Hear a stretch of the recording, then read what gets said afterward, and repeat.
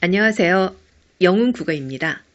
이번 시간에는 성삼문이 지은 시조 수양산 바라보며에 대해 공부하겠습니다.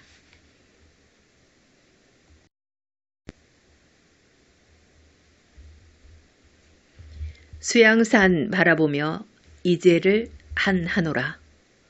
줄여 죽을 찐들 채미도 하는 것과 아무리 부세 것인들 귀인이 따해 낫다니. 현대어로 풀이를 해보면 수양산 바라보며 배기와 숙제를 한탄하노라. 굶주려 죽을지언정 고사리는 캐어 먹어서야 되겠는가? 아무리 산에서 나는 풀이라 하더라도 그것이 누구의 땅에서 났단 말인가?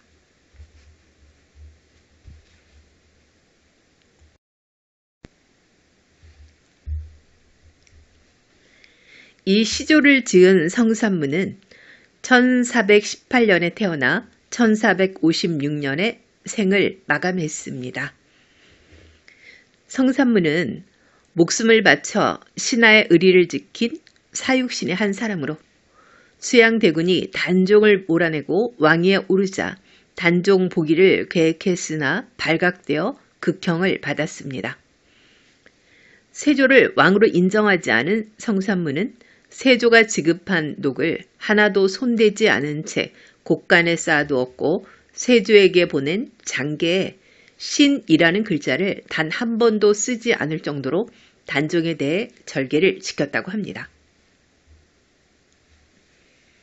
이 시조가 지어진 시대적 배경을 보면 1453년 단종의 숙부인 수양대군은 계유정난을 일으켜 정권을 잡은 뒤 1455년 단종을 폐위시키고 스스로 왕의 자리에 올랐습니다. 그 이후에 1456년 수양대군을 부정하던 세력이 단종의 복위를 계획하다가 발각되는 사건이 벌어졌습니다. 이들은 모두 극형을 당하고 단종은 배후 세력으로 지목되어 강원도 영월로 유배된 뒤에 한 달 후에 죽임을 당했습니다.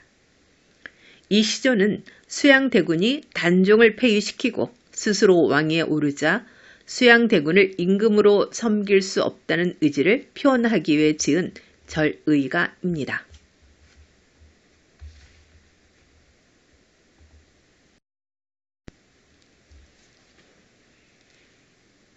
이 시조에는 이제에 대한 고사를 인용하고 있는데요. 이제는 배기와 숙제를 말하는 것으로 두 사람은 형제로서 은나라 말기의 충신이었습니다.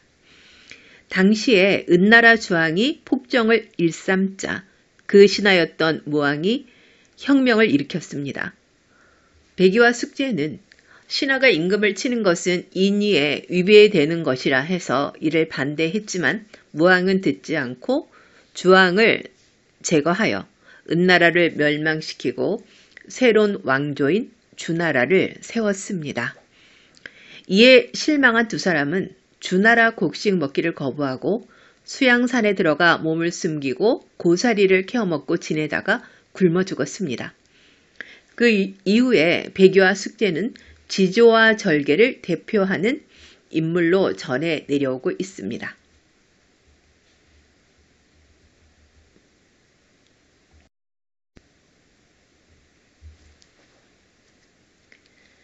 그럼 성삼문이 지은 시조 수양산 바라보며를 자세하게 알아보도록 하겠습니다.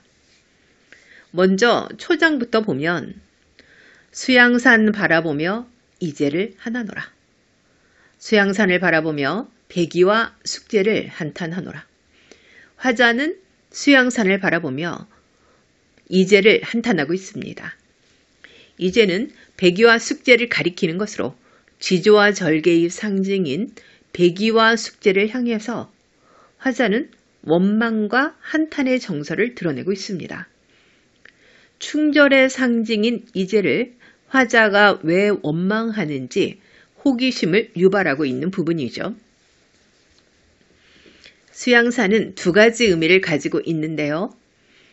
배기와 숙제가 절개를 지키며 은거하다가 죽은 산을 가리키기도 하고 단종의 왕위를 빼앗은 부정적 대상인 수양대군을 빗댄 표현이기도 합니다. 다음으로 중장을 보면 줄여 죽을 진들 채미도 하는 것가 굶주려 죽을지언정 고사리를 캐어 먹어서야 되겠는가. 채미는 고사리를 캐다라는 뜻입니다. 백유와 숙제는 주나라 모왕이 은나라 주왕을 제거하자 이에 반발하면서 수양산에서 응거하다가 고사리를 캐어 먹고 살다가 굶어서 죽었다고 하는데요. 화자는 주나라를 거부한 이세가 주나라 땅에 난 고사리를 캐어 먹으며 목숨을 연명한 것을 질책하고 그리고 비난하고 있습니다. 절개를 철저하게 지키지 못한 이제에 대해 일반적인 역사적 평가에서 벗어나서 새로운 관점으로 평가하고 있는 거죠. 일반적으로 유교 사회에서 백유와 숙제는 절개와 지조가 높은 충신으로 평가되고 있는데요. 작가는 그들이 수양산에 가서 캐먹은 고사리가 주나라 땅에서 난 것임을 말함으로써 그들의 절의가 부족했음을 비판하고 있는 것입니다. 채미는 당시 시대적 상황과 관련지어 생각한다면 수양대군이 내리는 혜택을 받는 것을 의미합니다. 마지막 종장을 보겠습니다. 아무리 푸색 거신들 귀인이 따해 낫다니 아무리 산과 들에 저절로 나서 자라는 풀이라고 한들 그것이 누구의 땅에서 났단 말인가. 푸세는 푸성기로 산과 들에 저절로 자라는 풀을 가리킵니다. 땅은 주나라를 가리키는 것으로 수양대군, 즉 세조가 통치하는 공간을 의미합니다. 하차는 푸성기이지만 주나라 땅에서 났으므로 그것을 먹는 것은 완벽하게 지조를 지키는 것은 아니라는 화자의 생각이 드러납니다. 화자는 백유와 숙제와는 달리 굶주려 죽을지언정 그 땅에서 난 고사리조차 먹지 않고 완전한 절개를 지키겠다는 다짐을 강조하고 있습니다.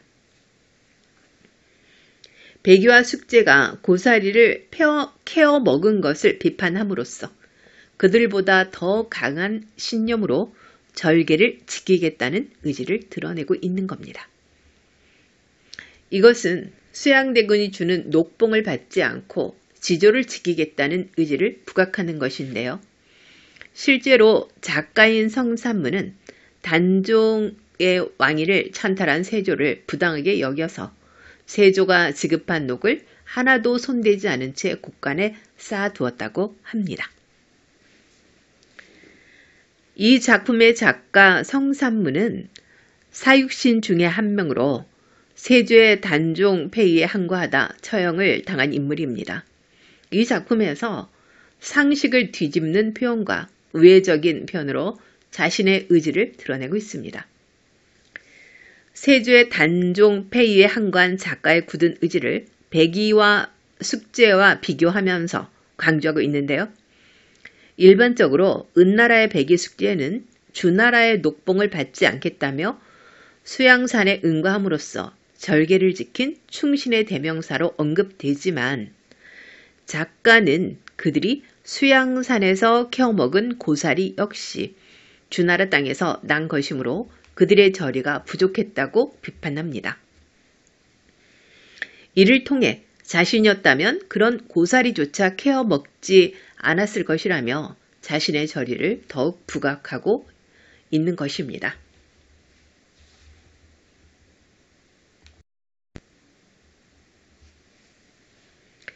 지금까지 배운 내용을 바탕으로 주제와 특징을 알아보겠습니다. 주제는 충신으로서의 굳은 지조와 절개입니다. 이 시의 특징을 보면 1번 수양산은 백이와 숙제가 은거한 산 또는 수양대구를 의미하는 것으로 중의적 표현을 사용해서 풍자적으로 표현하고 있습니다. 두 번째 특징을 보면 배기와 숙제에 대한 고사를 인용해서 화자와 비교해서 완벽한 지조를 부각한 절의가입니다. 지조와 절개의 상징인 이제를 비판함으로써 화자의 굳은 절개를 드러내고 있습니다. 세 번째 특징은 배기와 숙제의 태도를 새로운 시각으로 평가해서 의미를 강화하고 있습니다. 충신으로 알려져 있는 이제를 비판적 시각으로 보는 것은 통념을 깨는 새로운 시각이라고 할 수 있습니다. 네 번째 특징을 보면 중장과 종장의 서리법을 사용해서 화자의 절개를 강조하고 주제를 형상화하고 있습니다. 서리법은 평서형으로 종결해도 될 문장을 의문형으로 사용해서 의미를 강조하는 방법인데요. 중장에 채미도 하는 것과 기니따의 낫다니의 의문형 종결을 사용해서 주제를 강조하고 있습니다.